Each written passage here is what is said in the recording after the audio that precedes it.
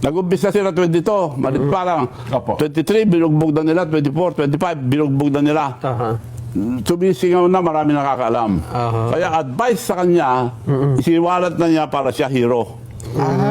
Kaya So, nagkaroon siya ng nagsabi, siya na nagnakaw, siya pa nagbintang.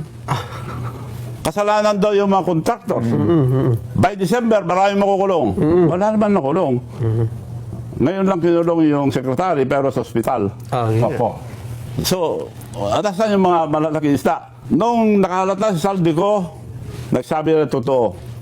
Agad-agad, kinasuhan. 7 days. May warrant of arrest, may kaso.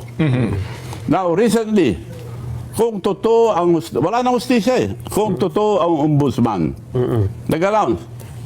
Dahil tinuturo na lahat si Martin. Kasi ang mastermind, Martin Romualdez and President Marcos.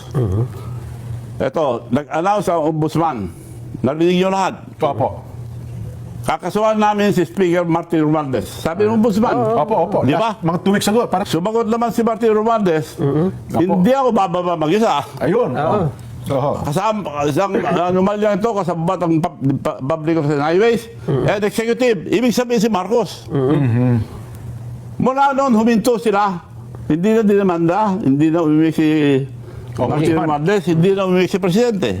Anong ibig sabihin noon? Nagkaaregloan na. At hanggang ngayon po, Manong, parang hindi mo na nakasuhan. Wala na. Oo nga. Hanggang ngayon, tuloy-tuloy ang nakabahan dahil pinagtatakpan si BBM itong mga involved. Ang binintangan muna si Diskaya. Sabihin mo kung sino binigyan mo. Sinabi lahat. Hindi pwede ilagay yan. Mga congressman. Unang binanggit niya, Calatrava. Hindi pwede. Ang nagsabi, Chairman Reyes.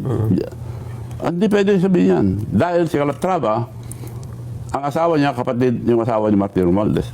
Siya ang in charge sa Visayas Office of the President. Siya humingi daw ng 25%.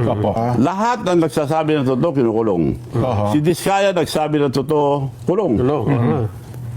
Binabaliktad sila, ayaw bumaliktad, kulong. At saka yung investigasyon, tigil. Sinara. Meron bang ganyan na sinara na? Hindi na televise. Sila lang nakakalam. Meron bang gano'n na hustisya? Wala na po hustisya.